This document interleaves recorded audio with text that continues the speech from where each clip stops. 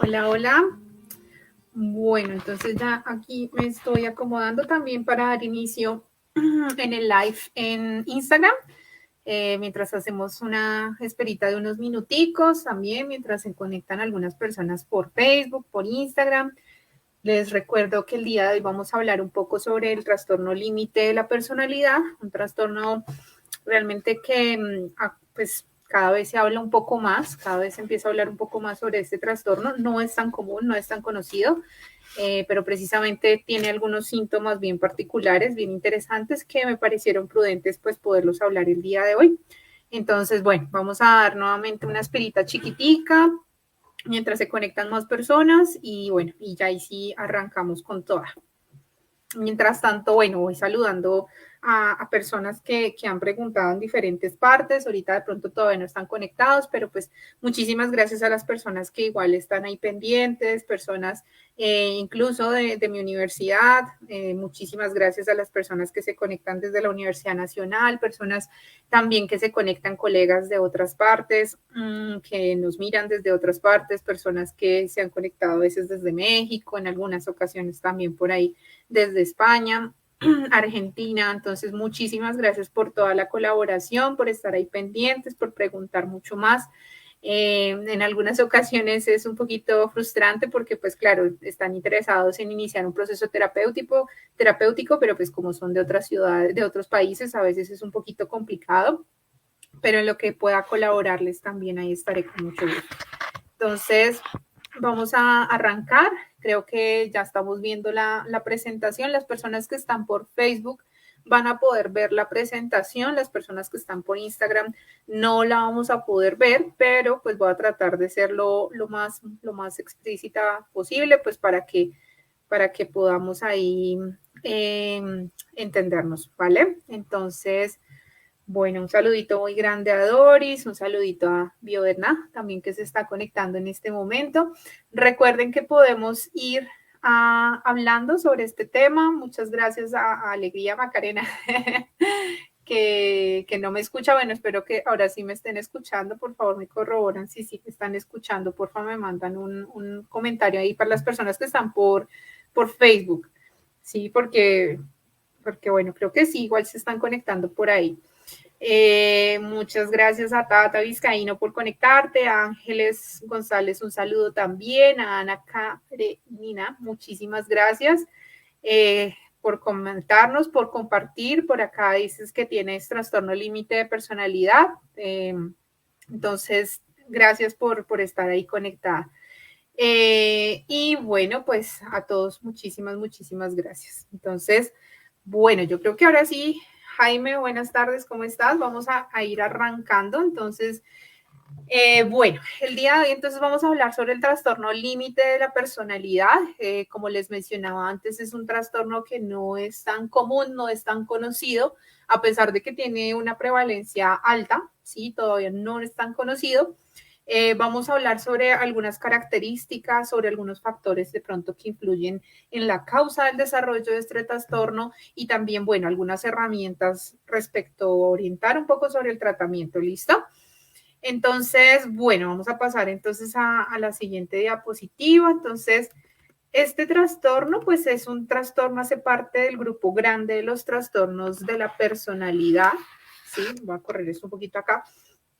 Y básicamente se caracteriza por, pues como es la personalidad, todos tenemos una personalidad muy diferente, ¿sí? Todos sabemos que, por ejemplo, yo puedo ser una persona tímida o puedo ser una persona más bien como muy extrovertida, ¿sí? Se me puede facilitar hablar en grupo o más bien no, ¿sí? Y todo eso son cosas que nos van definiendo a nosotros en nuestra personalidad. ¿Sí? Algo que me parece importante mencionar es que una cosa es el temperamento y otra cosa es la personalidad. Entonces, el temperamento es algo con lo que nosotros nacemos, heredamos, ¿sí? De nuestros padres a nivel genético, lo heredamos, ¿sí? Y es algo que se transmite de una generación a otra.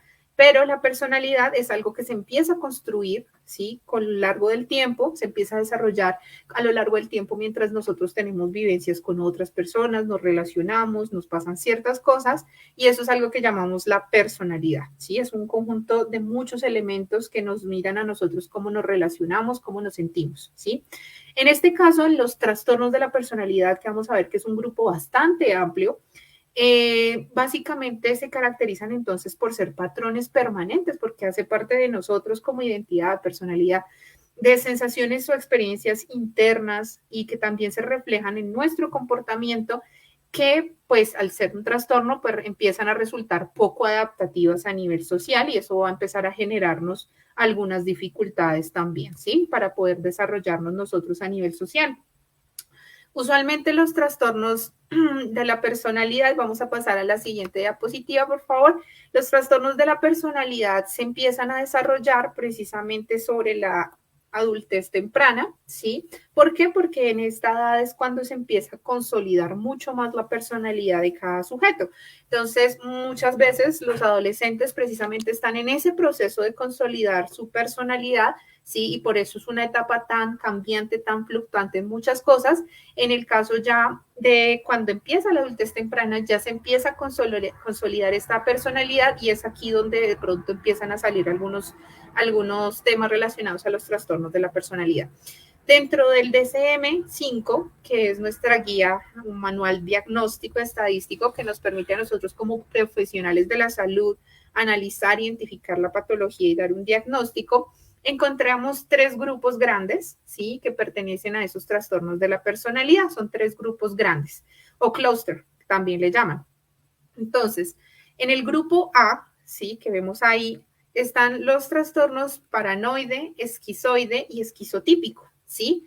Básicamente se reúnen en estos grupos, en este grupo A, porque tienden las personas a presentar conductas un poco raras o excéntricas, ¿sí? Son personas que, digamos, frente a las otras, ¿sí? Frente a otros, dicen como esta persona se comporta un poco extraño, se comporta raro, es como es excéntrica, es bien particular, ¿sí? En este caso, no estamos hablando en trastorno límite de la personalidad, no entra dentro de este grupo A y sería genial poder hablar esto en otro momento. Entonces, bueno, un pausa ahí breve. Vanessa me dijo que se pausó, sí, pero bueno, no sé si para todos se pausó.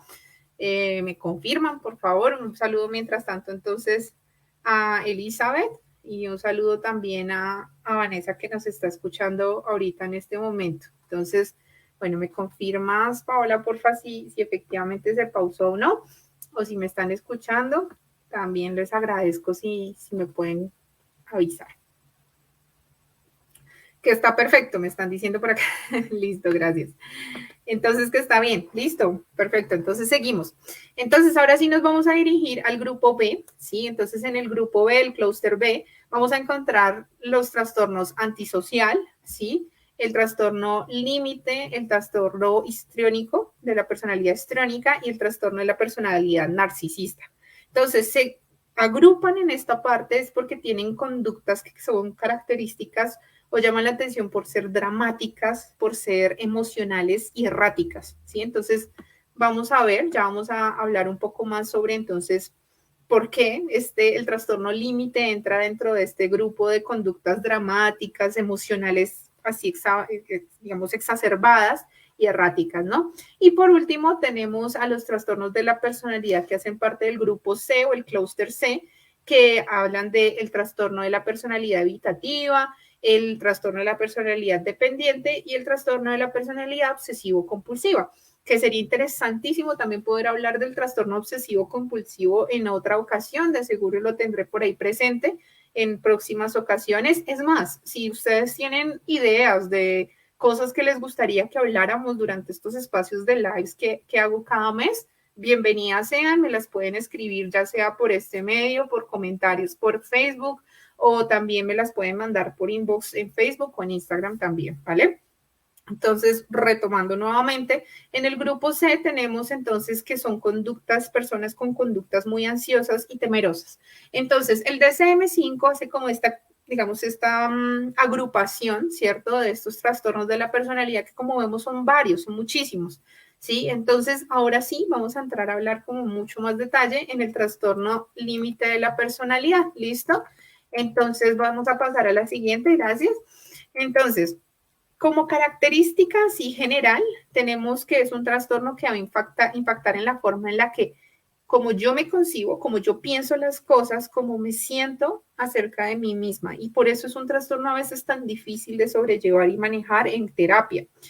Vamos a tener problemas en la autoimagen, es decir, cómo yo me veo a mí misma, cómo me veo, cómo me concibo a mí como ser humano, con mis características, con mis habilidades, mis virtudes, mis destrezas, mis debilidades. También va a dificultar la interacción o el manejo de las emociones y de la conducta. Entonces vamos a ver que hay una marcada dificultad para poder, digamos, yo expresar adecuadamente mis emociones y va a generarse, por tanto, entonces relaciones inestables, ¿sí? Hay un temor muy, muy profundo en estas personas por el abandono y esto va a generar básicamente una inestabilidad, ¿sí? Entonces vamos a pasar desde la ira desmesurada, la impulsividad, cambios del estado de ánimo.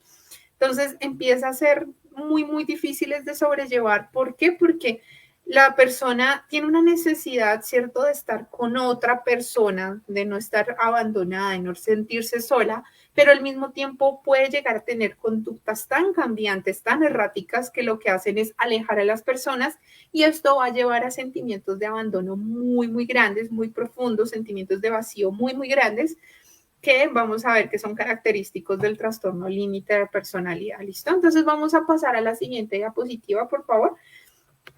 Entonces, bueno, pasemos ahí a la siguiente, que vamos a hablar un poco sobre cada uno de los criterios que nos dan el trastorno límite de la personalidad. Entonces, bueno, un criterio gigante, una característica gigante de este trastorno es que hay esfuerzos desesperados por evitar el desamparo, que ya sea real o imaginario. Entonces, ¿qué es lo que pasa? Que la persona, hay una sensación constante de que es posible que la persona se aleje de mí. Estos eventos empiezan a ver mucho más en las relaciones de pareja, ¿sí? Acá es donde como que uno empieza a notar mucho más el trastorno límite de la personalidad, pero también se puede dar en las relaciones de amistad o inclusive en la relación paciente-terapeuta, como voy a explicar en un momento. Entonces, como hay una sensación permanente de abandono, de separación, entonces encontramos que hay una sensación constante de que esa persona se va a ir en cualquier momento, ¿sí? Y yo necesito hacer cualquier cosa, ¿sí? Para poder generar que esa persona esté ahí conmigo, para yo sentirme bien, ¿sí? Entonces esto va a generar una serie de cambios en mí, ¿sí? Porque hay un miedo muy, muy intenso a ese abandono, ¿sí? Entonces, esto puede llevar a que yo tenga estallos de ira inapropiados, por ejemplo, porque la persona, no sé, se fue a trabajar y no llegó a la hora que yo esperaba, ¿sí? Entonces, eso generó que a mí me diera un estallo de ira, ¿sí? Y pues generó que yo tuviera una discusión muy fuerte con esa persona. Y después, entonces, con esta persona se va, entonces viene el sentimiento así de vacío súper fuerte. También se puede dar por cambios de planes, ¿sí? Entonces la persona, no sé, mi pareja de un momento a otro cambió el plan, entonces ya no pudo hacer X, sino tuvo que hacer otra cosa diferente y esto genera a mí una inestabilidad tan grande, ¿sí? Que puede llevar a dificultades importantes. Bueno, me confirmas, Paola, porfa, si se está proyectando, porque aquí me sale como que se paró la proyección de la, de la presentación. Entonces,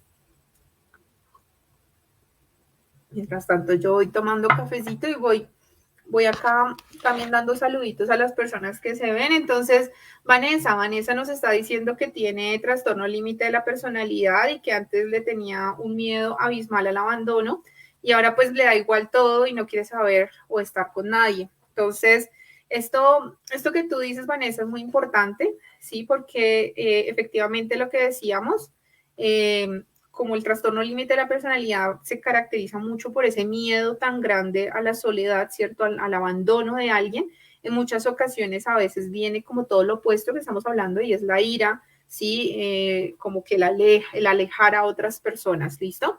Entonces ya ahorita hablamos como más en detalle de esto, Vanessa, Mientras tanto, bueno, creo que ya se pudo retomar la presentación, ya la estamos viendo porque sí, efectivamente se paró la presentación. Listo, entonces ahora sí vamos a pasar al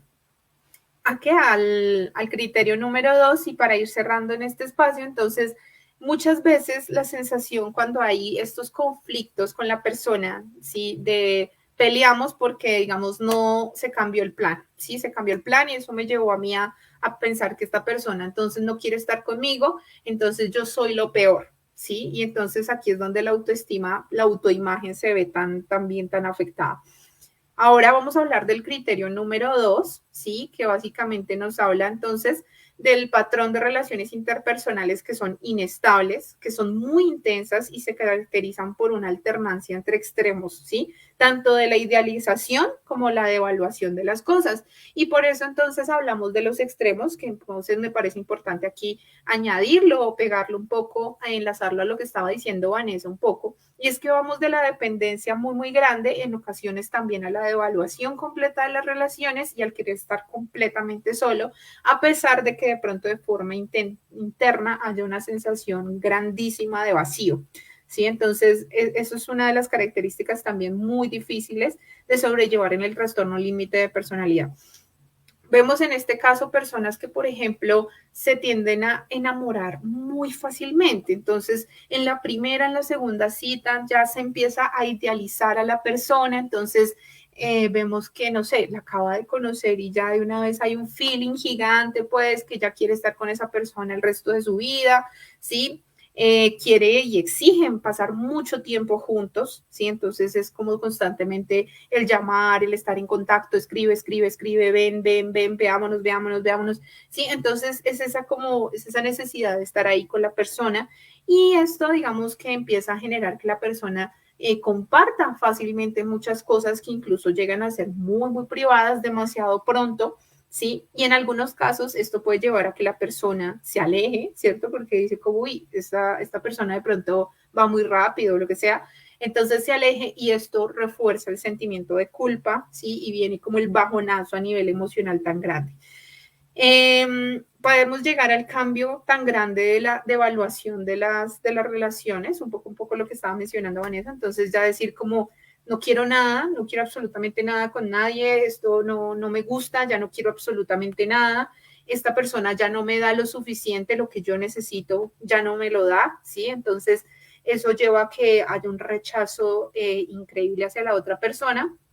Entonces es bastante también difícil de sobrellevar, ¿sí? Por eso hablamos de que las relaciones interpersonales son bastante inestables, ¿sí? Bastante intensas porque vamos desde el opuesto de quererlo todo a no quererlo nada, son personas muy cambiantes realmente, entonces quienes tienen relaciones afectivas con una persona con trastorno de límite de la personalidad, vamos a darnos que cuando digamos no hay un apoyo, si no hay un proceso terapéutico, son relaciones bastante conflictivas que van desde los extremos del amor al odio, etcétera. También hay una constante sensación de como estar ahí presente para otros, pero en medio de todo quiero estar presente para yo no sentirme también sola y porque quiero que alguien me escuche cuando yo vaya a sentirme mal. Entonces, siempre como que hay un trasfondo frente a esas relaciones. Estos cambios también se pueden dar de forma muy repentina, muy rápida, muy dramática, ¿sí? Con la percepción de otros. Entonces, en estos casos encontramos que la persona no sé, pueda tener una percepción de alguien como, no, esta persona es muy chévere, muy genial, es muy buena persona, y de un momento a otro esa percepción puede cambiar radicalmente y decir como, no, es que esta persona es lo peor, realmente no me aportó en nada en la vida, realmente es muy mala persona. Entonces, cambian bastante fácilmente dentro de esos estados. Realmente es muy difícil de sobrellevar las relaciones para estas personas y eso les lleva a una sensación de tristeza muy grande, muy profunda, constante. Vamos a pasar a la siguiente característica principal de este trastorno, que es las alteraciones de la identidad, ¿sí? Entonces se caracteriza por la inestabilidad intensa, ¿sí? Persistente de la autoimagen y el sentido de yo. Entonces, hay cambios constantes en la autoimagen, ¿sí? Cambios constantes en las metas que yo tengo, en los valores que yo tengo, en las aspiraciones profesionales. Y entonces encontramos que la persona tiende a ser como muy cambiante, ¿sí? Como que entonces un día quiere ser médico y después de un momento a otro encontramos que en unos meses cambió completamente su aspiración y sus metas en la vida, entonces ya no quiere hacer eso, sino quiere hacer algo completamente diferente. Cambian de opinión bastante rápido, entonces mientras estábamos hablando de X cosa, al día siguiente ya no, si ya no quiero hacer eso, entonces ya no me gusta, ya no quiero absolutamente nada, entonces es un cambio bastante rápido. Puede pasar de ser una persona que se muestra como que necesita mucha ayuda, como que quiere que la apoyen, a ser una persona que también se muestra ser como muy vengadora, muy vengativa, ¿sí? Y también da esta sensación de la autoimagen y el sentido de yo en algunos casos es una sensación como de no existencia, ¿sí? Como un vacío muy grande y no existencia. Entonces, si nos fijamos, son conductas bastante erráticas, ¿sí? Que son como muy, muy cambiantes de un momento a otro y que van a llevar a dificultades en la relación, no solamente con mi pareja, por ejemplo, sino con relaciones sociales, de mi familia, etcétera. Vamos a pasar al criterio número 4, o la característica número 4. Entonces, tenemos que pues hay marcada impulsividad en dos o más áreas que son potencialmente autolesivas. Entonces, pueden haber gastos exagerados, conductas a nivel sexual, digamos que eh, son son peligrosas, ¿sí? Como tener sexo con muchas personas sin protección, consumo de sustancias o drogas de forma exacerbada, ¿sí? Atracones alimentarios, ¿sí? Entonces, atracones es que de un momento a otro como mucho, de tanto que a veces se indigesta la persona o incluso se provoca el vómito. Entonces, si vemos son conductas muy como exacerbadas, ¿no? O sea, la persona está muy, muy exacerbada, es muy impulsiva. Entonces, este tipo de cosas muchas veces se asocian como al tener a la persona ahí cercana, ¿sí? Vamos a pasar al quinto criterio, ¿sí?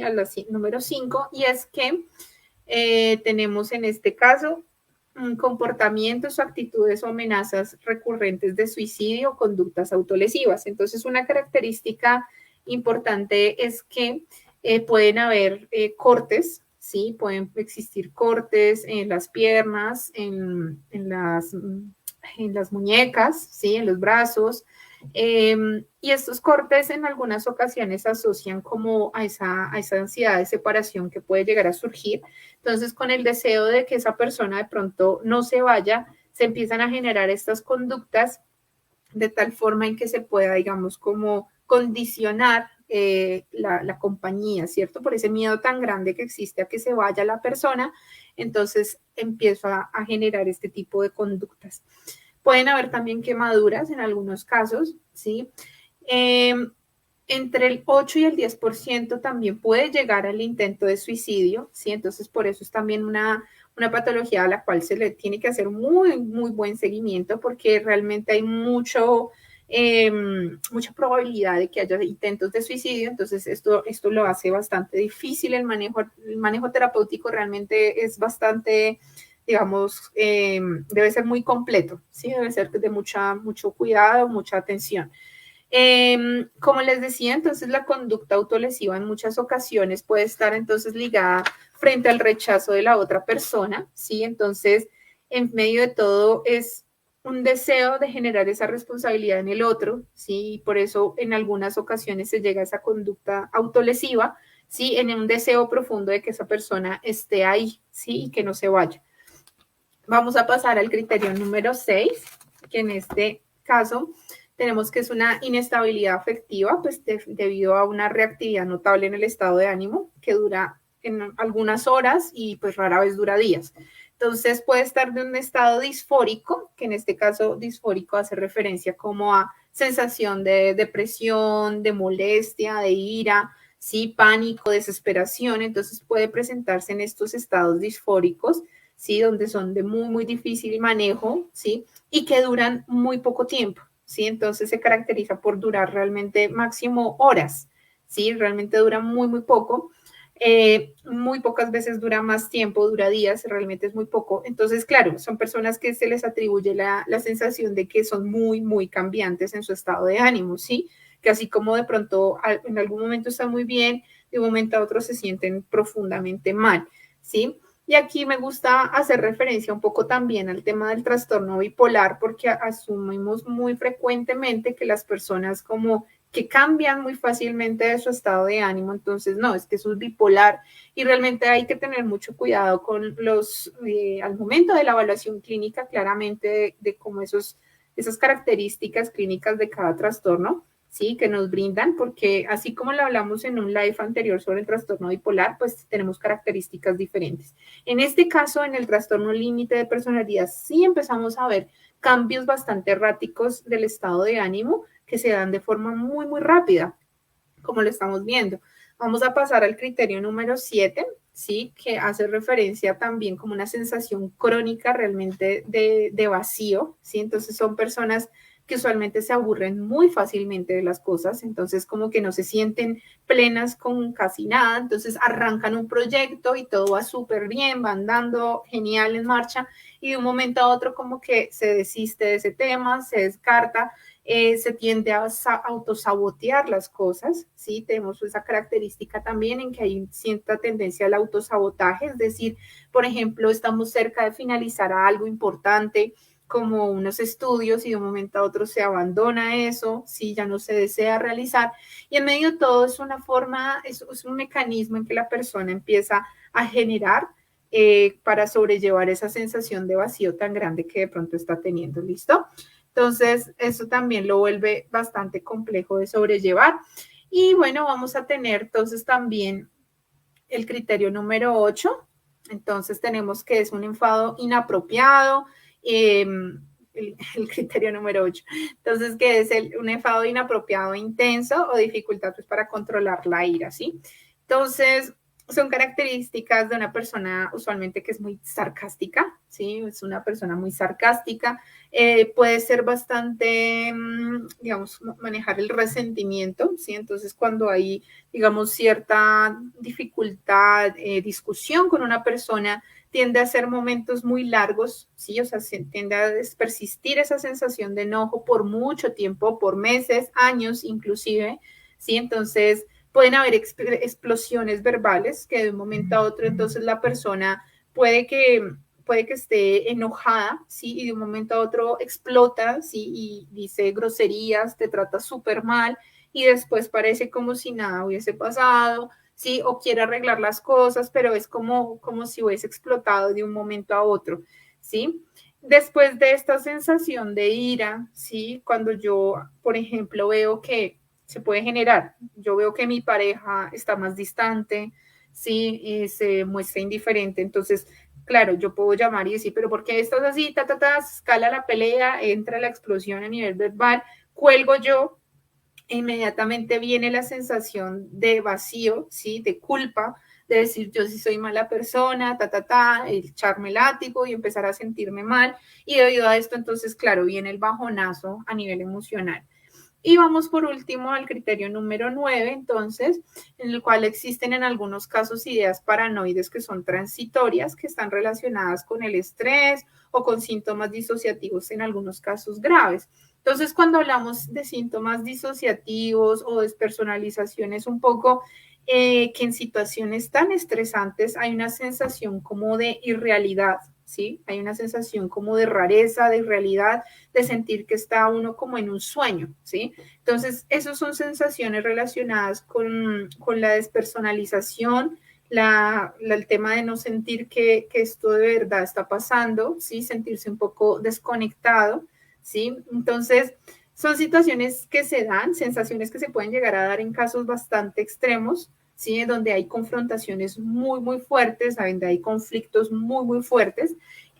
Por ejemplo, en medio de una discusión, puede ser con un amigo, una pareja, ¿sí? En el caso de la relación paciente-terapeuta, puede llegarse a dar, por eso me parece importante mencionarlo, una idealización del terapeuta, ¿sí? Al verlo como una persona, digamos, que ofrece una ayuda, pero también puede pasarse, digamos, a la sensación de ira en el momento en que en algunas situaciones el terapeuta decida finalizar el proceso terapéutico, ¿sí? Entonces, eso es importante también mencionarlo, que en algunas situaciones puede llegar a suceder. Vamos a pasar entonces a la siguiente diapositiva para hablar un poquito sobre las causas que tenemos de este trastorno. Entonces, encontramos básicamente dos causas o dos causas globales. Uno puede ser entonces por aspectos genéticos y también anomalías a nivel cerebral o aspectos ya también a nivel ambiental. Entonces, cuando hablamos a nivel genético, es que no es que necesariamente haya un gen único que me defina a mí que voy a tener un trastorno límite de la personalidad, ¿cierto? Porque como lo hemos hablado en otros live antes, este tipo de trastornos neuropsiquiátricos tienen una causa compleja, ¿sí? Una etiología compleja en la cual, digamos, no existe una única causa, un único aspecto que da desarrollo a la patología, sino que son muchas cosas diferentes. Entonces, sin embargo, a nivel genético se han encontrado casos, por ejemplo, donde el tener antecedentes en la familia de temas de depresión, ansiedad o incluso otros trastornos de la personalidad, un trastorno obsesivo compulsivo, trastorno narcisista, etcétera, pueden llegar a generar que haya un plus en el desarrollo del trastorno límite de personalidad, ¿sí? Entonces, usualmente son familias en las cuales hay antecedentes de trastornos mentales, usualmente. También se puede deber, o se debe también más bien, a anomalías a nivel cerebral, ¿sí? Entonces hay ciertos cambios a nivel no tanto estructural, sino funcional, ¿sí? En ciertas áreas a nivel cerebral que, por ejemplo, se encargan de regular lo que son las emociones, el control de impulsos y también la agresión. Entonces, por ejemplo, vemos que existen anomalías a nivel funcional y en circuitos relacionados con a nivel cerebral en la amígdala y también en la corteza prefrontal, que como sabemos la amígdala, una estructura bastante interna, va a encargarse mucho, va a estar muy involucrada en todos los aspectos de la regulación de, por ejemplo, de ciertas emociones, ¿cierto? De las emociones y como esto entonces también la corteza prefrontal va a ayudar a inhibir ciertas conductas, ¿sí? A regular esa emocionalidad para que, digamos así, no haya una exacerbación, ¿sí? En estos casos, como hay estas dificultades en ese circuito, ¿cierto? Entonces nos puede llevar a generar que haya una desregulación a nivel emocional. Adicional a esto también se han encontrado cambios en los niveles de serotonina, que pues recordamos que también es necesario como para mantener, digamos, una estabilidad a nivel emocional, ¿sí? Entonces, debido a estos cambios se pueden llegar a presentar, o más bien sí, se pueden llegar a presentar estos síntomas característicos del trastorno límite de personalidad. Encontramos muchas veces que existen también patrones de crianza asociados al trastorno límite de la personalidad, entonces tienden a ser relaciones o vínculos a nivel parental muy ambivalentes, ¿sí? En el cual la persona o los proveedores, en este caso padres, puede llegar a ser que se muestren muy cercanos de un momento a otro, pero después mostrar un abandono constante. Y eso puede llevar a la persona a desarrollar esa necesidad constante de tener a una persona ahí. Por desgracia, en muchas ocasiones se asume que las personas con trastorno límite de la personalidad tienden a ser manipuladoras, ¿sí? Y es algo que comúnmente vamos a encontrar, y es que se les asume como personas manipuladoras. Y me gustaría acá también hacer énfasis en que no necesariamente es así, que recordemos que es un trastorno que realmente es difícil para sobrellevar para la persona, realmente es muy difícil afrontarlo. Sí, a mí me parece importante acá las personas que quieran comentar su experiencia con el trastorno límite de la personalidad. Acá en Facebook hay algunas personas que están viendo que tienen el trastorno y me gustaría que de pronto comentaran cómo se han sentido, ¿sí? Entonces, que nos puedan relatar un poco las sensaciones también que han vivido, que yo sé que no son fáciles de sobrellevar. Cuando llegan a consulta, las personas con trastorno límite de personalidad usualmente llegan porque hay una sensación de vacío bastante grande, usualmente llegan porque hay una ruptura amorosa o hay una ruptura en las relaciones y eso les lleva a consultar por un centro de salud. Entonces, sabemos que no es algo fácil de sobrellevar. Listo, vamos a pasar a la siguiente diapositiva para hablar un poco sobre la prevalencia. Entonces, en la anterior diapositiva, por favor. Entonces, vamos a hablar un poco de la prevalencia. Gracias. Entonces, en el caso de la prevalencia de esta patología, se estima que más o menos el 1.6% de la población llega a desarrollar este trastorno. Es pues, un porcentaje elevado, realmente. O sea, si nos ponemos a ver, es un porcentaje bastante elevado. ¿sí? Y acá me están diciendo que no se ven las diapositivas. Si estás conectada por Instagram, Majo, no se van a ver las diapositivas, solamente se ven las diapositivas en Facebook, ¿sí? Entonces, las personas que están conectadas por Facebook sé que están viendo las diapositivas, las personas que están por Instagram sé que no se están viendo las diapositivas, pero bueno, estoy tratando de ser como lo más explícita posible para que, digamos, las personas que están por Instagram, digamos, puedan tener la información completa. Más o menos entre el 6% y el 10% de las personas que asisten a consulta por salud mental tienen el diagnóstico de trastorno límite de la personalidad. Y un aspecto que me parece llamativo es que aproximadamente el 75% de las personas con, eh, con el diagnóstico son mujeres, ¿sí? Y vemos que es un porcentaje bastante elevado, ¿sí? De mujeres que desarrollan que tienen este diagnóstico, ¿sí? Entonces, aclaremos, ¿no? Del 100% de personas con el diagnóstico de trastorno límite de la personalidad, el 75%, ¿cierto? Son mujeres, es un número bastante elevado y existen muchos estudios que están evaluando cómo también puede llegar a estar relacionado en todo este ciclo hormonal que presentan las mujeres, ¿sí? Y cómo puede generar estos cambios a nivel neuronal, a nivel cerebral, de neurotransmisores que conlleven, digamos, al desarrollo de esta patología también, porque si vemos es un número bastante alto que se desarrolla en el caso de las mujeres. Ahora vamos a hablar un poco sobre el tratamiento. Sí, vamos a hablar un poco sobre el tratamiento. Están diciendo que no hay coordinación con las diapositivas. Entonces, bueno, no se preocupen que yo acá les voy diciendo, tranquilos. Igual, para mencionarles, es importante que sepan que estas diapositivas igual van a quedar después para que tengan libre acceso a ellas, entonces no hay ningún problema, ¿listo? Vamos a tener entonces básicamente dos formas de tratamiento, usualmente en el trastorno límite de personalidad. Una va a ser el tratamiento farmacológico, es decir, por medicación, ¿sí? Entonces vamos a tener que las personas con trastorno límite se les recomienda hacer proceso por psicoterapia, pero también por psiquiatría, ¿sí? Entonces, mantener un control por psiquiatría es muy importante. ¿Por qué? Porque, bueno, principalmente el psiquiatra es quien da el diagnóstico del trastorno límite de personalidad y aparte de eso, el tratamiento farmacológico es, digamos, en algunas ocasiones es difícil de lograr encontrar el punto.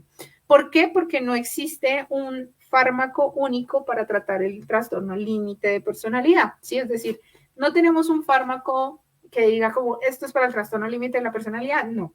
¿Sí? En muchas ocasiones los psiquiatras lo que deben hacer es hacer como una especie de, según los síntomas que esté presentando la persona en ese momento, hacer una serie de mezcla, ¿sí? De fármacos que pueden llegar a ser antidepresivos debido a esas sensaciones de vacío tan grande, ¿cierto? De tristeza, ansiolíticos, porque vemos que también hay ciertas características de ansiedad que se presentan, y también en algunas ocasiones moduladores o estabilizadores del estado de ánimo, que también recordemos que se pueden llegar a dar en otros trastornos como el trastorno afectivo bipolar, ¿sí? Entonces, a veces dan mezclas de estos medicamentos, no necesariamente está la triada, como acabo de mencionar, de ansiolítico, antidepresivo y estabilizador o modulador, no, en algunos casos solo se maneja con antidepresivo, otros casos ansiolítico, etcétera. Entonces eso depende mucho de cada psiquiatra que maneje el caso y de la naturaleza del caso mismo. En el caso del proceso terapéutico por psicología, recordemos que los procesos terapéuticos por psicología realmente son bien variados, ¿sí? Son bastante variados relacionados con el enfoque. Y creo que más allá del enfoque que yo les pueda recomendar acá mismo sobre el proceso terapéutico, me parece importante recomendarles o hablar un poco sobre la importancia o cuáles son los objetivos un poco más allá del proceso terapéutico. Entonces, parte del proceso terapéutico que, por ejemplo, yo empiezo a realizar con los pacientes que llegan con trastorno límite de personalidad es que primero haya un reconocimiento de las emociones que se están sintiendo. ¿Sí? En muchas ocasiones, y creo que todos lo hemos vivido, en muchas situaciones hemos sentido sentimientos, emociones y no sabemos exactamente o nos hemos sentido mal pero no sabemos exactamente qué estamos sintiendo, ¿sí? Entonces, por ejemplo, lloramos de forma muy intensa, ¿sí? Pero cuando nos ponemos a analizar, no sabemos si estamos sintiendo es tristeza o enojo, ¿sí? Y entonces, esta es la primera parte del reconocimiento de las emociones. Si yo obtengo un reconocimiento de cómo me estoy sintiendo a nivel emocional, ¿sí? Entonces puedo identificar más claramente cómo estoy, ¿sí? Entonces, aquí viene la pregunta difícil y es, bueno, ¿cómo me siento en este momento? ¿Sí? Entonces, parte del proceso terapéutico es que la persona sea consciente de eso, ¿sí? Y diga, bueno, ¿cómo me siento en este preciso momento? Me siento triste, me siento enojada, me siento asqueada, me siento alegre, ¿sí? ¿Cómo me estoy sintiendo? ¿Cómo se da ese sentimiento, ¿sí? Me siento frustrada, ¿sí? Me siento realmente angustiada más bien. Entonces, es eso, ¿sí? Ese reconocimiento de esa emoción. Después viene una segunda parte, ¿sí? Y es que, bueno, ya sabemos esa emoción que estamos sintiendo. Ahora vamos a identificar entonces cuáles son esas ideas o patrones cognitivos que van detrás de esa sensación o detrás de esa emoción. Nuevamente, en muchas ocasiones, muchos tenemos, y las personas con trastorno límite de personalidad, tienen una serie de conductas, ¿cierto? O de emociones que se pueden generar en un momento de ira, por ejemplo, pero a veces no se siente realmente o no se sabe realmente cuál es la idea que viene detrás de esa emoción o de esa conducta, ¿sí? Entonces, aquí es importante poder entonces hacer conciencia de ello. ¿Sí? Es un ejercicio complejo, ¿sí? En la medida en que eso implica el sentarme yo, el reconocer qué emoción estoy teniendo, el reconocer qué pensamiento está generándome esa emoción, ¿sí? De dónde viene ese pensamiento, que puede ser, por ejemplo, que esa persona, siento esa persona no me contestó la llamada y estoy pensando que quizás está con otra persona diferente. Y eso me está generando a mí rabia, ira, angustia, etcétera, ¿sí? Entonces, es ese reconocimiento, ¿sí? Después viene el manejo conductual, ¿sí? Si yo soy consciente de esa emoción, estoy consciente de ese pensamiento que me está llevando a esto, ¿sí? Y estoy siendo consciente de que muy probablemente esto me va a generar a mí la sensación o el acto de explotar, ¿sí? A nivel verbal, ¿sí? Con la otra persona o de tirar la puerta o de lo que sea, ¿sí? Entonces, una vez teniendo conciencia de eso, conociendo las conductas habituales que yo tengo, es más factible que yo pueda lograr cambiarla o manejarla en algún momento, ¿sí? Y bueno, también es necesario un proceso de psicoeducación claramente sobre la patología. En muchas ocasiones no se sabe casi de esto. Se asume, y como lo decía antes, que las personas con trastorno límite de personalidad tienden a ser manipuladoras, ¿sí? A ojos de otras personas se aprecia de esta manera. Y recordemos que esto de fondo va llevando a una sensación, a una angustia sobre la separación, ¿sí? Es un miedo muy, muy grande sobre la separación que lleva a la persona a actuar de diferentes formas. Entonces, es importante que lo tengamos. El proceso de psicoeducación no va únicamente dirigido a la persona, ¿sí? A la persona con trastorno límite de personalidad, sino que también va dirigido a familiares, a su pareja, a personas cercanas, porque yo sé que en algunas situaciones no es fácil de sobrellevar para los parientes, para la pareja, para la amistad, digamos, cómo manejar a la persona, ¿sí? Nosotros como terapeutas tenemos un reto muy, muy grande y es que en muchas ocasiones se tiende a desertar muy rápidamente el proceso terapéutico. Entonces podemos ver que va como todo avanzando muy bien y como les mencionaba antes, a veces como esta tendencia al autosabotaje, entonces puede que la persona de un momento a otro frene el proceso terapéutico, frene todo lo que se viene realizando y esa puede dar una sensación frente al terapeuta de como frustración, ¿no? Frente al caso. Entonces, recordemos que también esto hace parte del proceso, ¿sí? Hace parte de la patología, hace parte del proceso y que es importante que el paciente reconozca, sepa que finalmente nosotros como terapeutas pues vamos a estar ahí para apoyar su proceso, ¿sí?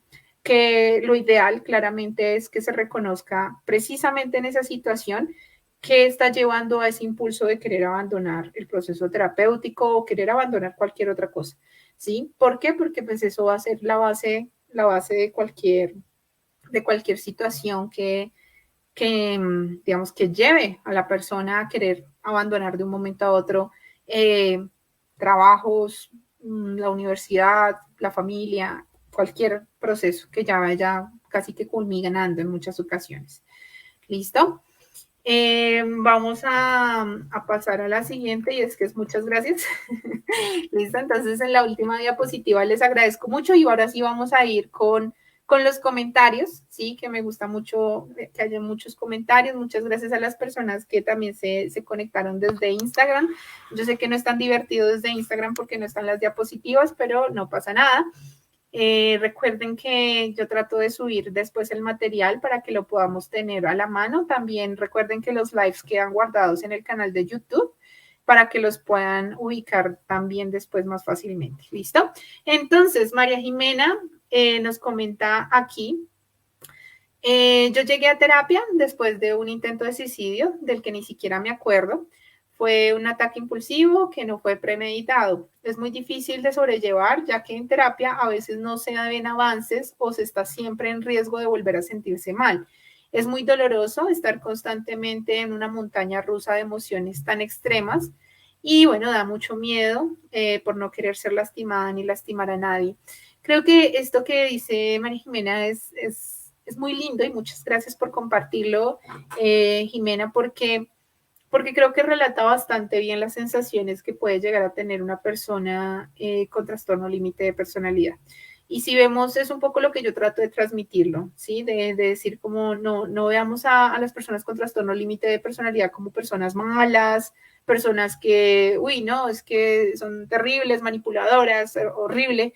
No, sino que veamos también a la persona desde esa sensación tan grande de vacío que se tiene, desde ese miedo tan grande que se tiene, y más bien apoyémosla, ¿sí? Apoyémosla dentro de ese proceso. No es fácil, ¿sí? Claramente no es sencillo. No es sencillo ni para el familiar, ni para la pareja, no es sencillo, pero tampoco para nada es sencillo para la persona con el diagnóstico. Tratemos de ser empáticos, tratemos de ser comprensivos, porque realmente sí es un proceso bien difícil de sobrellevar. Muchas gracias, Jimena, por lo que me comentas. Efectivamente, en muchos casos, cuando se llega al intento de suicidio es cuando se empieza a dar un análisis y se llega al diagnóstico, ¿sí? Usualmente, no siempre, pero usualmente, porque ahí es donde, digamos, se empieza a uno a dar cuenta o el psiquiatra empieza a ahondar un poco más en la historia de la persona y se da cuenta que existe un patrón de relaciones muy poco estables a lo largo de su vida, existen unos antecedentes en la infancia también importantes, ¿cierto? De lo que hablábamos un poco el tema del vínculo a nivel familiar, ¿sí? Esa sensación de abandono constante que se tiene. Entonces, realmente es aquí donde usualmente se llega a ese diagnóstico, por desgracia, porque uno quisiera como terapeuta poder llegar a ese diagnóstico mucho antes para poder, digamos, hacer un trabajo más prematuro, ¿no?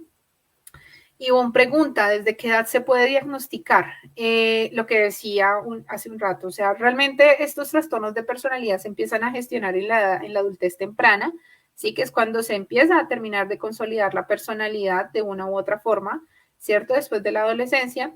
Entonces, en esos momentos es cuando se empiezan a ver algunos rasgos. Sin embargo, solamente hasta que haya ciertas conductas a veces disruptivas, ¿cierto? Como por ejemplo esto de las autolesiones o de los intentos de suicidio que llevan, digamos, a consultar a psiquiatría, a un servicio de salud mental, es cuando se llega a dar el diagnóstico. Entonces, en algunas situaciones, usualmente donde yo he visto, el diagnóstico se da sobre los 25 años, más o menos en promedio, pero puede darse antes, ¿sí? Puede llegar a darse antes o después también.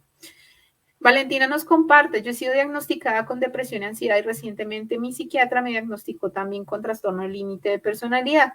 Vivir con todos estos síntomas ha sido bastante difícil, es agobiante vivir entre tantas emociones tan fuertes. Con todo lo que hablas, por fin entiendo muchas cosas de mi vida. Muchísimas gracias, Valentina, por comentar esto tan bonito que me estás diciendo. Mira que inclusive muchas personas que llegan al trastorno límite de personalidad pasan primero por unos diagnósticos de depresión y ansiedad, ¿sí?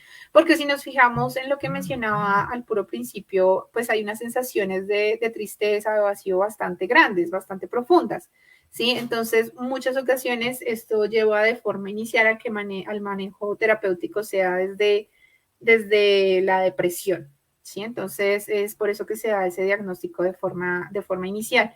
Después, usualmente pasa también a presentarse síntomas de ansiedad, pero también después es cuando se llega al trastorno, al diagnóstico, perdón, del trastorno límite de personalidad.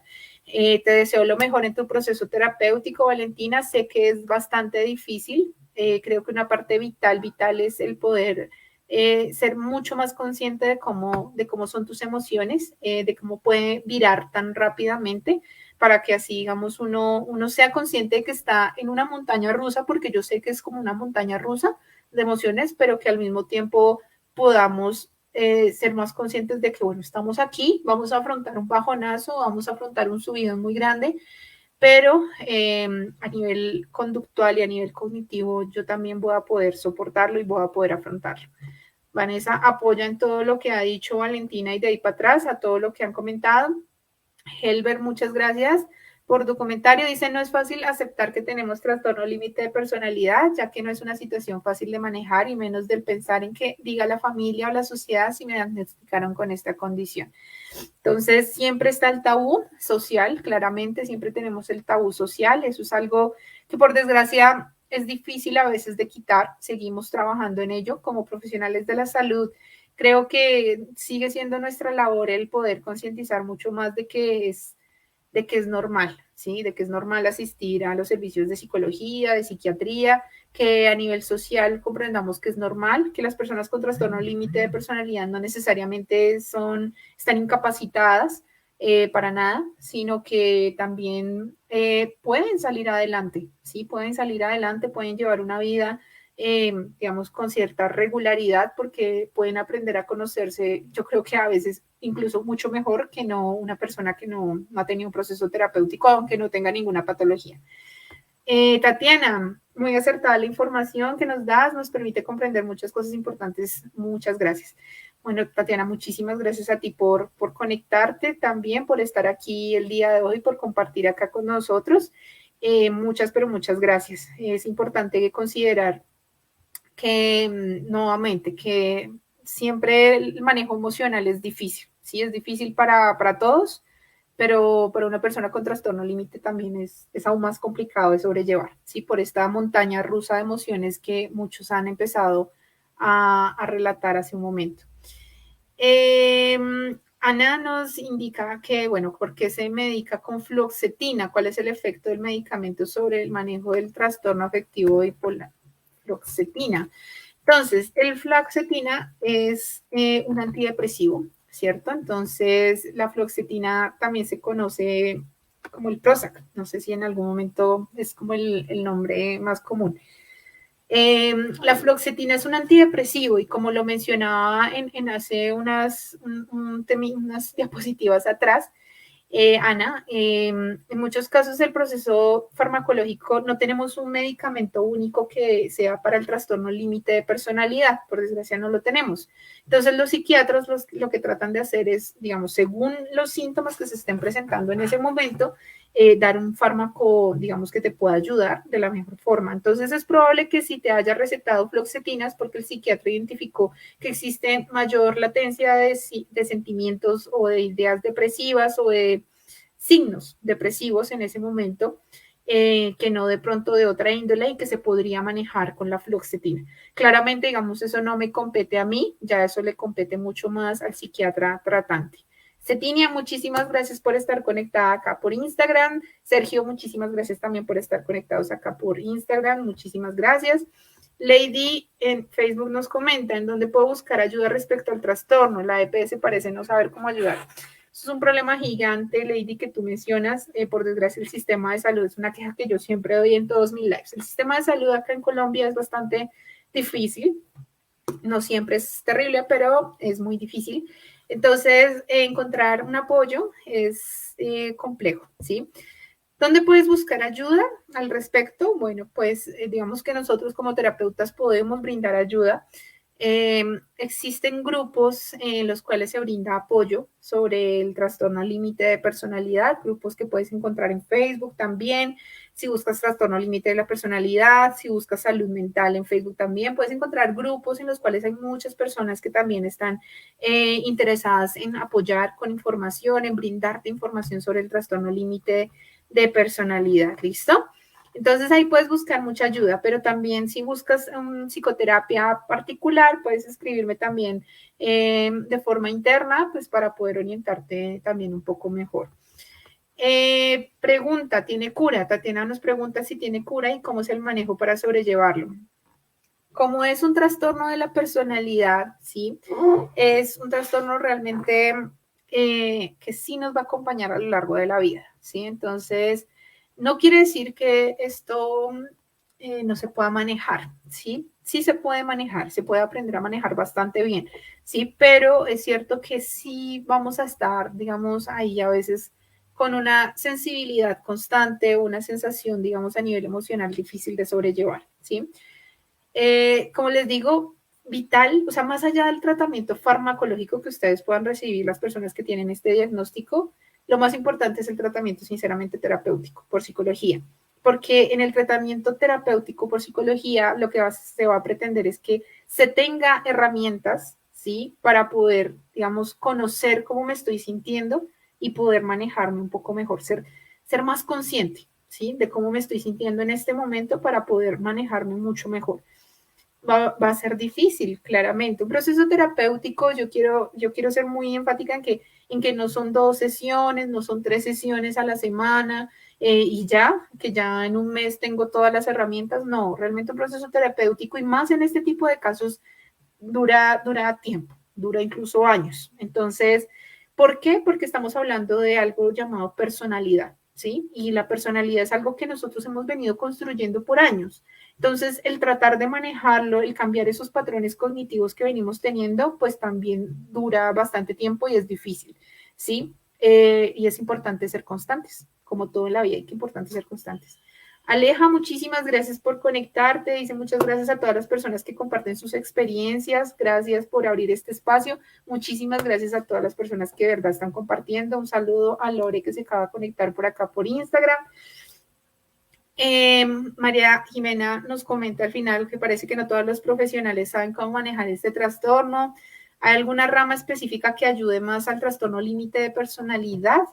Bueno, entonces hay ciertos, digamos, no sé si te refieres a procesos terapéuticos como tal, ¿sí? Digamos, como tal de profesionales encargados, está desde el área de psiquiatría, ¿cierto? Los psiquiatras y también nosotros como psicoterapeutas, también estamos formados para tratar estos temas. Uno en muchas ocasiones pide o solicita, digamos, ver cierto bagaje de la persona que va a tratar, ¿cierto? El terapeuta, para saber si, digamos, ha trabajado con este tipo de trastornos antes, ¿sí? Porque digamos que a veces son difíciles de sobrellevar, ¿sí? Entonces ahí es donde uno necesita muchas veces hablar con el terapeuta y preguntarle, digamos, si existe un bagaje un poco sobre ese tema. Hola Lore, ¿cómo estás? Un abrazo muy grande. Creo saber, sí, Lore. Entonces, un abrazo muy grande a Lore que se está conectando ahorita. Y entonces, pues eso digamos que hace a veces en algunas ocasiones difícil encontrar un terapeuta como adecuado, ¿sí? Lo que decía, pues digamos como profesional, pues el psicólogo clínico va a ser vital para el manejo del trastorno límite de personalidad. Dentro de las ramas, digamos en mi caso, yo trato de manejar mucho el trabajo con una terapia enfocada a nivel, digamos, cognitivo-conductual, ¿cierto? Porque pues la base a nivel cognitivo del pensamiento va a influir en cómo yo me comporto. Entonces es desde ahí donde yo parto, pero también en muchas ocasiones trabajo también desde un enfoque sistémico en la medida en que, digamos, es importante no solamente tener información del paciente, sino de cómo se ha venido relacionando dentro de su esquema familiar, su esquema personal a nivel social, a nivel de pareja, a nivel, digamos, con otras, bueno, a nivel social, ya lo mencioné, a nivel laboral, porque pues todos estos sistemas finalmente van a influir en cómo la persona está, ¿sí? Entonces, Creo que incluso una parte vital que me gusta mucho trabajar con las personas con trastorno límite de personalidad es todo el tema del vínculo que se desarrolló en la infancia. Entonces creo que es algo muy importante por trabajar con las personas con trastorno límite de personalidad, porque creo que en parte es como un origen que da a cómo se da ese desarrollo del vínculo con otras personas más adelante en la vida. Bueno, Jaime, efectivamente sí, psicología clínica es una de las partes importantes acá. Y bueno, Doris, muchísimas gracias también por compartir, por la información. Sí, muchísimas gracias a todos. Bueno, pues creo que eso es todo por el día de hoy. Recuerden que vamos a tener este tipo de lives cada mes. Si quieren algún tema en específico, por favor, dejen el comentario ahí abajo. Recuerden que en medio del canal de YouTube vamos a encontrar todos los lives que ya hemos hecho antes. Hemos hecho el live sobre el trastorno obsesivo compulsivo, sobre los tabús de la salud mental, sobre el trastorno afectivo bipolar, sobre el espectro autista. Mejor dicho, hemos hablado muchísimas cosas y entonces todos los temas que ustedes deseen pues van a ser bienvenidos en próximas ocasiones. Así que no duden en escribir si, digamos, quieren hablar sobre, no sé, esquizofrenia o si quieren hablar sobre cualquier cosa que ustedes quieran. Ahí lo podemos trabajar, lo podemos buscar y pues cada mes vamos a tener temas diferentes. Ese es el objetivo, ¿listo?